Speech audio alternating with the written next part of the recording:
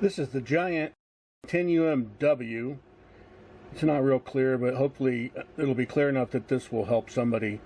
And if the batteries run out on this thing, you can pull the battery for just a second and get a new one and put it back in, and it'll stay good. So I got my finger on it back there.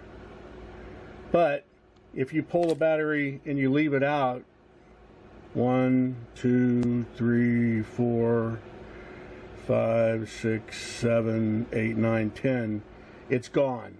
So if you've got odometer readings and things in there, and you don't replace the battery within 10 seconds, it's gone.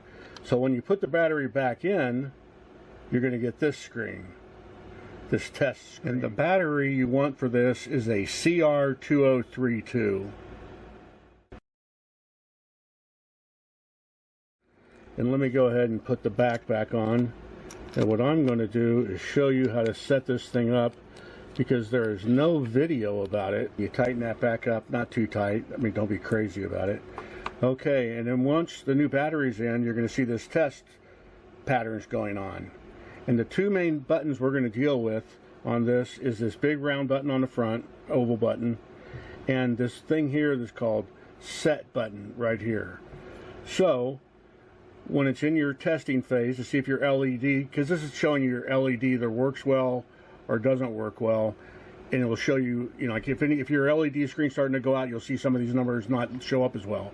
So when you're satisfied that's working, you push this front button, and the first thing it wants you to do is tell you whether you're going to be doing kilometers per hour or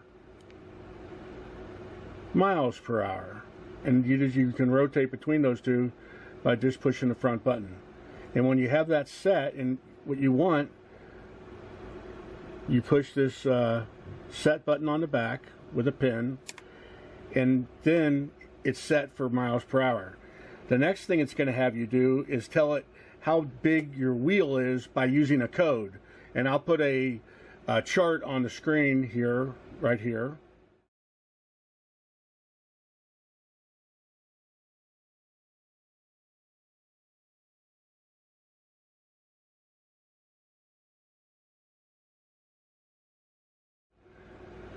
And as you can see by that chart, for mine, I'm going to use a 28-inch wheel, and I want that number to be 2234.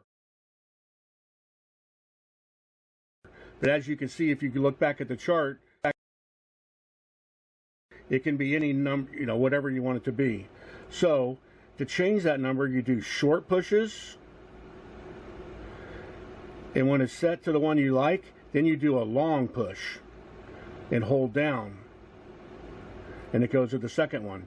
And what I want it to do is 2, 2, 3, 4. So I do a short push, and then I hold down again, and then I do short pushes to where I get a 3 on there, and then do a long push, 2, 2, 3, 4.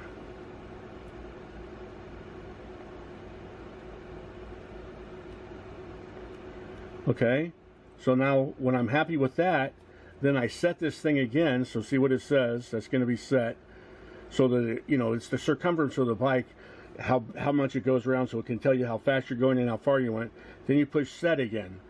Now it's going to allow you, if you want to reset the odometer. So if your odometer previously was at 250 miles and you want to keep that, you can change it here. But in this case, I'm not going to. So I'm just going to push the set again on the back. And now I'm going to do my hours. If I want it to be 12, hold down.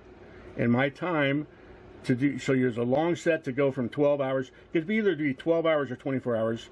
And right now it is 5:57 p.m. my time. So I'm going to do short pushes here to get all the way up to 5 p.m. it should say, yep. And then I'm going to do a long push, and I'm going to put it to be a 5. Okay, and then a long push, and then short pushes until it gets to 7. And then a long push again. And see, if I wanted it to be 24-hour days, I could do 12 or 24, but I want it to be 12. Okay? And then set again.